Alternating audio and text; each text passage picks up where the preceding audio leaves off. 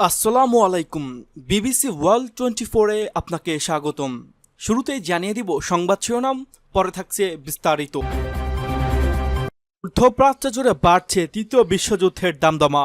ইরানের ভূখণ্ড থেকে ইসরায়েলি ভূখণ্ডে ব্যাপক হামলা করছে হিজবুল্লাহ।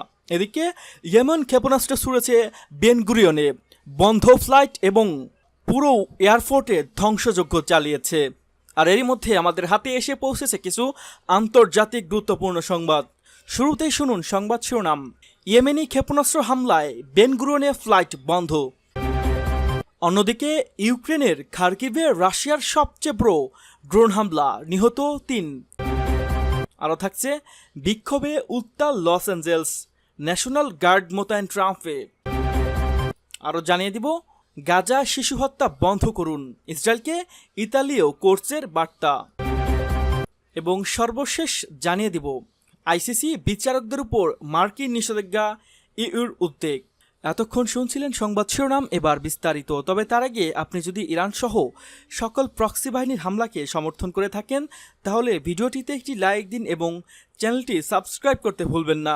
আর আপনি বিশ্বের কোন জায়গা থেকে দেখছেন বা বাংলাদেশের কোন জেলা থেকে দেখছেন সেটিও অবশ্যই নিচে কমেন্ট করে জানিয়ে দিন। আপনার মতামত আমাদের কাছে গুরুত্বপূর্ণ। ইয়েমেনি ক্ষেপণাস্ত্র হামলায় বেন গুরিয়নে ফ্লাইট বন্ধ। ইয়েমেনি ক্ষেপণাস্ত্র হামলা ও বেন গুরিয়ন বিমানবন্দরে চলমান অস্থিরতার কারণে প্রধান এয়ারলাইন্স এখনও তেল আবিবে ফ্লাইট চালু করতে অস্বীকৃতি জানাচ্ছে। শনিবার ইসরায়েলি গণমাধ্যম এ খবর নিশ্চিত করেছে। দখলদার দেশটির গণমাধ্যম স্বীকার করেছে যে হুতি নিয়ন্ত্রিত ইয়েমেনের অব্যাহত ক্ষেপণাস্ত্র হুমকির কারণে আন্তর্জাতিক বিমান চলাচল এখনও ব্যাহত রয়েছে এবং প্রধান এয়ারলাইন্সগুলোতে তেল আবিব মুখী ফ্লাইট এড়িয়ে যাচ্ছে। ইয়েমেনে আল মাসিরাহ নেটওয়ার্কের তথ্যমতে ইসরায়েলের একটি অর্থনৈতিক সংবাদ মাধ্যম জানিয়েছে জয়নিস্ট সরকারের বিমান চলাচল খাত এখনও গুরুতর সংকটে রয়েছে। সীমিত কিছু ফ্লাইট পুনরায় চালু হলেও স্বাভাবিক কার্যক্রম এখনও শুরু হয়নি। প্রতিবেদনটি বলছে একাধিক প্রধান আন্তর্জাতিক এয়ারলাইন্স এখানে বেন গুরিয়ন বিমানবন্দরে ফ্লাইট চালু থেকে বিরত রয়েছে এবং তাদের পুনরায় ফিরে আসার তারিখ অনির্দিষ্টকালের জন্য পিছিয়ে গেছে। এ বিলম্ব আরও দীর্ঘ হতে পারে বলেও প্রতিবেদনে আশঙ্কা প্রকাশ করা হয়েছে। ইয়েমেনি বাহিনীর অব্যাহত হামলাকে এই অস্থিতিশীলতার প্রধান কারণ হিসেবে উল্লেখ করা হয়েছে। এছাড়াও প্রতিবেদনে বলা হয়েছে গ্রীষ্মকালীন অতিরিক্ত চাহিদা এবং সরবরাহের ঘাটতির কারণে টিকিটের মূল্য অস্বাভাবিক বেড়ে গেছে।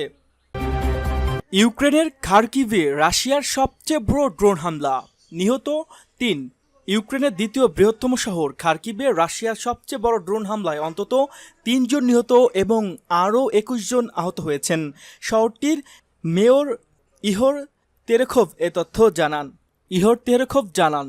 খার্কিভ শহরের দিকে গতকাল শুক্রবার রাতে 48টি ড্রোন, 2টি ক্ষেপণাস্ত্র এবং 4টি গ্লাইডিং বোমা ছড়ে রাশিয়া।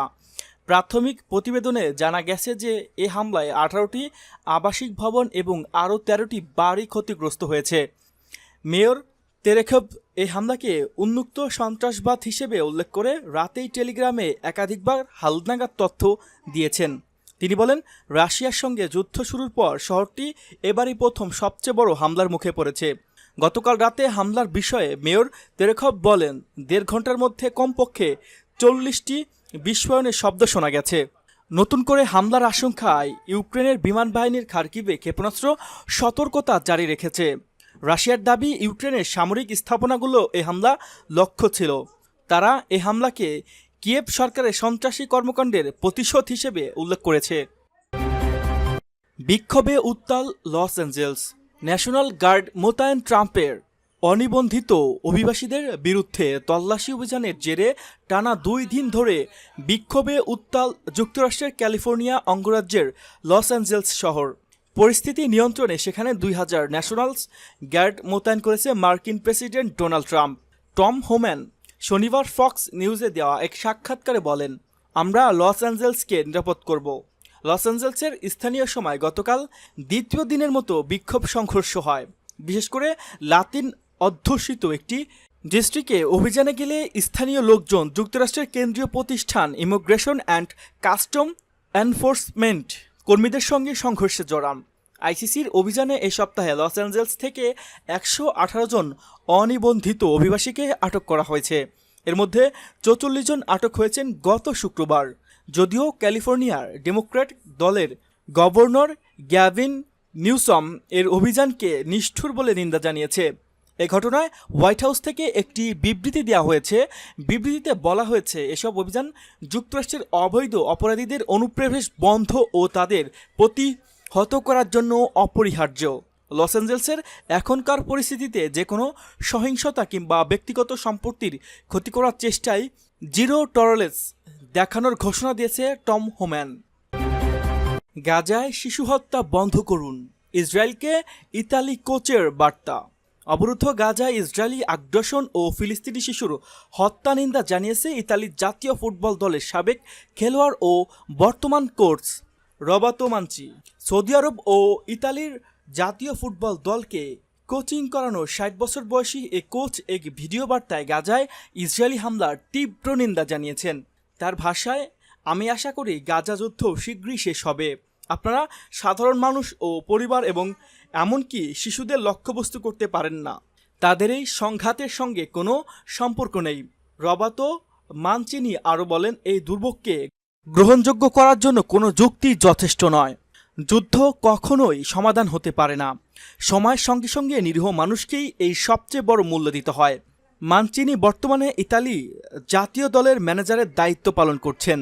এদিকে অবরুদ্ধ গাজা উপত্যকায় ঈদুল আজহার পরের দিন অর্থাৎ 7 জুন ইসরায়েলি বিমান বাহিনীর গোলাবর্ষণে অন্তত 75 জন নিহত এবং আহত হয়েছেন আরও প্রায় 100 জন। রোববার গাজার সিভিল ডিফেন্স বিভাগ সূত্রে আল জাজিরা এ তথ্য জানিয়েছে। গাজার স্বাস্থ্য মন্ত্রণালয়ের তথ্যমতে টানা 20 মাস ধরে বেশি সময় ধরে চলা ইসরায়েলি হামলায় এ পর্যন্ত প্রায় 54,800 ফিলিস্তিনি নিহত এবং 1,25,650 জনেরও বেশি আহত হয়েছেন। তবে গাজার সরকারি মিডিয়া অফিস তাদের মৃতের সংখ্যা 61,700 এর বেশি বলে উল্লেখ করেছেন। জানিয়েছেন, ধ্বংসস্তূপের নিচে নিখোঁজ হাজার হাজার মানুষ মৃত বলে ধারণা করা হচ্ছে। আইসিসি বিচারকদের উপর মার্কিন নিষেধাজ্ঞায় ইইউর উদ্বেগ। আন্তর্জাতিক অপরাধ আদালতের 4 বিচারকদের উপর মার্কিন নিষেধাজ্ঞা নিয়ে উদ্বেগ জানিয়েছেন ইউরোপীয় ইউনিয়ন ইইউ। সেই সঙ্গে যে কোনো পরিস্থিতিতে আদালতকে সম্পূর্ণ সমর্থনের প্রতিশ্রুতি দিয়েছে সংগঠনটি। গাজা যুদ্ধ অপরাধের অভিযোগে ইসরায়েলি প্রধানমন্ত্রী নেতানিয়াহু এবং আফগানিস্তানে মার্কিন সেনাদের বিরুদ্ধে তদন্তের প্রতিক্রিয়ায় এই নিষেধাজ্ঞা দেয় যুক্তরাষ্ট্র। মার্কিন পররাষ্ট্রমন্ত্রী মার্কো রুবিও এই ঘোষণা দেন। নিষেধাজ্ঞার শিকার 4 বিচারক হলেন উগান্ডার সেলিম বালুঙ্গি বোসা, পেরুর লুজদেল কারেম ইবনে কারাঞ্জা, বেনিনে সোফি আলিবিনি গ্যানন্সো ও স্লোভিয়ার বেটি হোলার। আইসিসি এই পদক্ষেপকে আদালতের স্বাধীনতা হস্তক্ষেপে হিসেবে দেখছে। তারা বলছে, আইসিসি লাখো নির্যাতিত মানুষের কাছে ন্যায় বিচারের প্রতীক। ইইউর কমিশনের প্রধান উর্সুলা ভন ডার লেইন বলেন, আইসিসির কাজে স্বাধীনতা নিশ্চিত করতে হবে, আদালতের গুরুতর অপরাধের বিচার করে এবং ভুক্তভোগীদের স্বরকণ্ঠ তুলে ধরে। জাতিসংঘ মানবাধিকার প্রধান ভলকার টুর্ক বলেন, বিচারকদের উপর নিষেধাজ্ঞা আইনের শাসনের পরিপন্থী। তিনি তা প্রত্যাহারের আহ্বান জানান। ইইউর কাউন্সিলের প্রেসিডেন্ট অ্যান্তনিও কাস্ট আইসিসিকে আন্তর্জাতিক ন্যায় বিচারের ভিত্তি প্রচার আখ্যা দিয়ে এর স্বাধীনতা রক্ষার দাবি জানান।